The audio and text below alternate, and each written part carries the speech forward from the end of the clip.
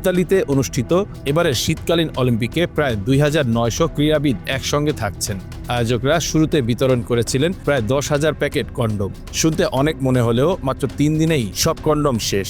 হ্যাঁ, পুরো স্টক খালি। কেন এমন হলো? বিশ্লেষকরা বলছেন ৩টি বড় কারণ। প্রথমত, কম সরবরাহ। প্যারিসে ২০২৪ সালের গ্রীষ্মকালীন অলিম্পিকে আয়োজকরা ১০,৫০০ ক্রীড়াবিদের মধ্যে ২ লক্ষের বেশি কন্ডোম সরবরাহ করেছিলেন। পূর্ববর্তী কিছু গ্রীষ্মকালীন অলিম্পিকে কন্ডোম বিতরণ করা হয়েছিল ৩ লক্ষেরও বেশি। সে হিসেবে এবার সংখ্যা ছিল অনেক কম। দ্বিতীয়ত, ভিলেজের সামাজিক বাস্তবতা। অলিম্পিক ভিলেজে থাকে তরুণ, সুস্থ, মানসিক চাপমুক্ত এবং সাফল্যের উচ্ছ্বাসে ভরা মানুষ। মনোবিজ্ঞানীরা বলেন, প্রতিযোগিতা শেষে খেলোয়াড়দের ডোপামিন হরমোনের মাত্রা বেড়ে যায়, যা সামাজিক ও শারীরিক ঘনিষ্ঠতার প্রবণতা বাড়ায়।